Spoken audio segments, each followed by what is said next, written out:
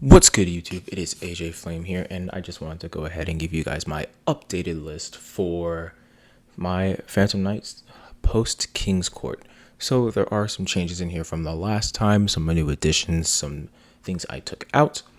And after I do this video, I'll go ahead and make a separate video going over the big combo, the big combo that you can make with this deck turn one with essentially just Tour Guide.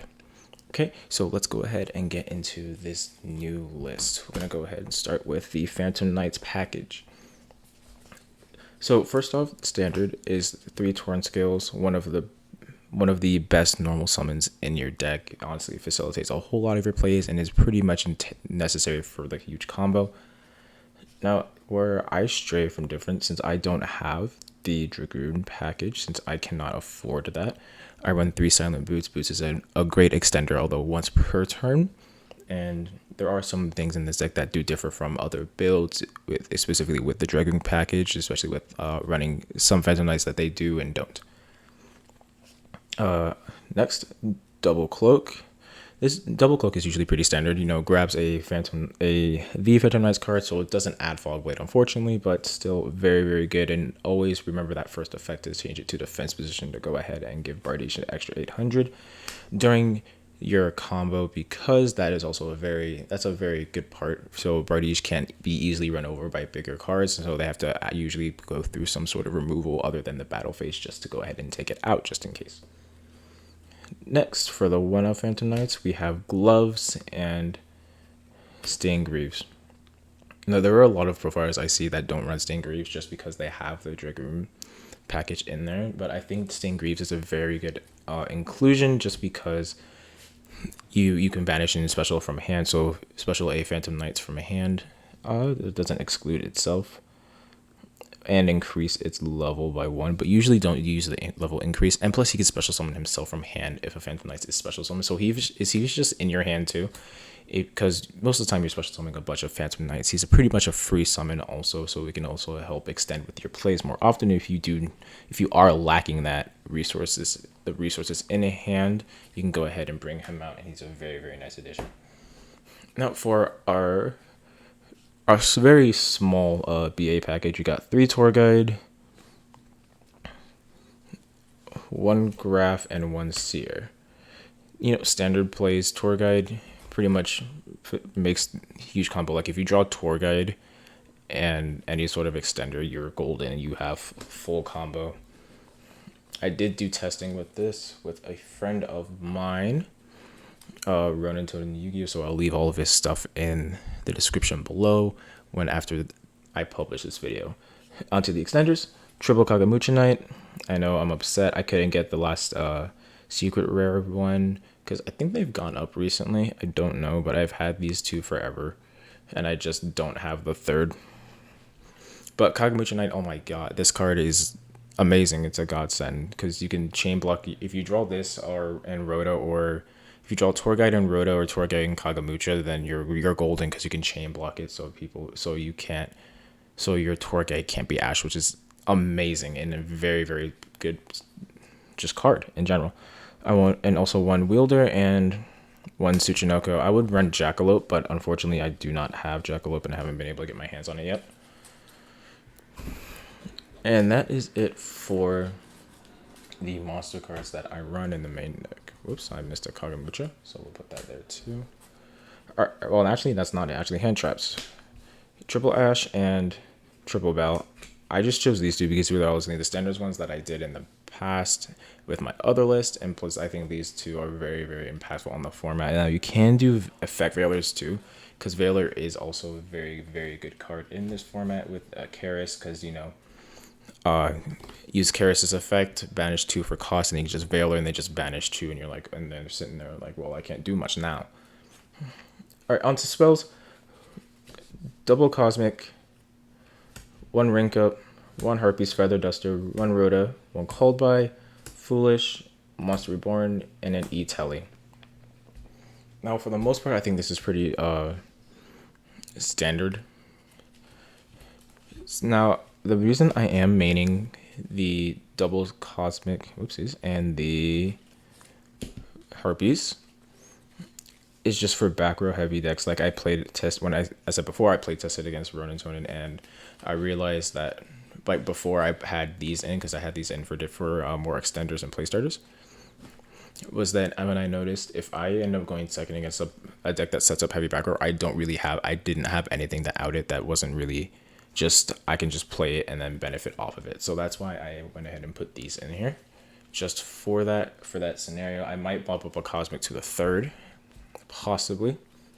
Now for traps, pretty standard lineup. Triple Fog Blade,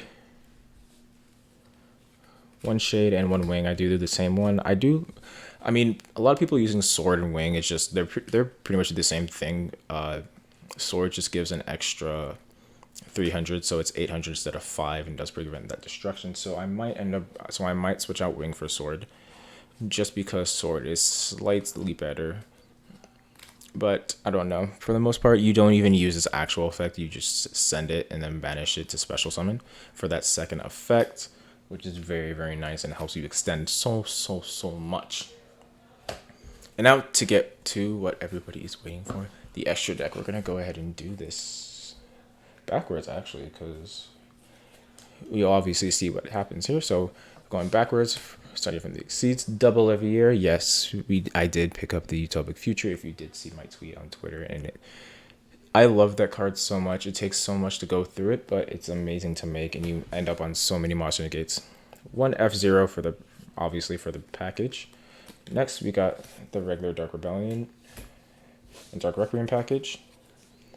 Nightmare Phoenix and Unicorn. Double Break.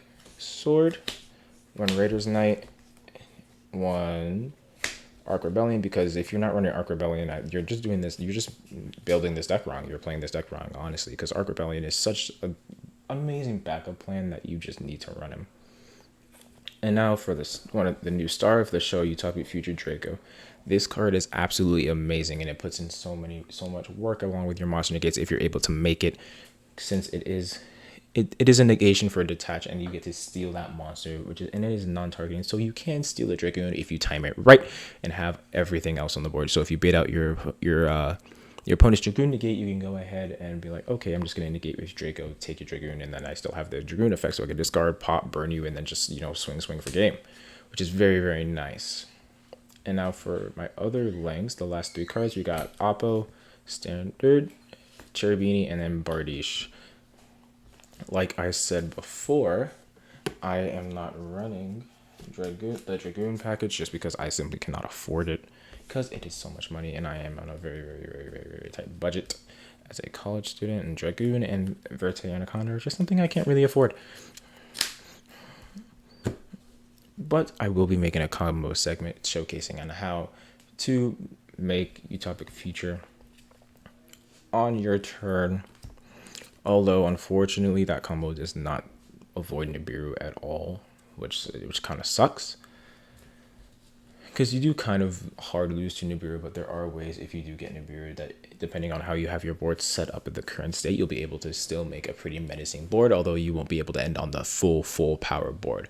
Because ending on a full power board, let's say if you get the perfect hand, you're usually ending on Bardiche, an Appaloosa for 3, a Utopic Future, Draco, and a Dark Requiem on your opponent's turn along with the pop. Although it is a ton of monster negates, which is absolutely phenomenal, you do run the risk of missing that the spell or trap negate, which is very, very crucial and can sometimes cost you games. But you can avoid things kind of like Dark Ruler no more. So after you get Dark Ruler, then you have that Phantom Knight spell, the quick play rank up spell set. You can go ahead, flip that sucker up, banish one, and then exceed into Dark Requiem, and that way you still do have monster negates on board. Although you don't have all of the ones that you can make, you do have some of them, which is very, very nice. But I do appreciate you guys if you went ahead and made it through this whole video. Go ahead, like, subscribe, comment down below. Tell me what you like, what you think I could change in the deck, change up ratios or things like that, or other comments or all other suggestions that you do have. For my budget players out there who can't really necessarily afford Verte and Dragoon and don't have the luck just to pull those cards out of nowhere. Like myself, I can't pull to save my life. But go ahead, like, subscribe, comment, share this video with some friends, all my Phantom Knights players out there. I really appreciate y'all watching this. And this is AJ Flames signing off. I'll see y'all later in the next video.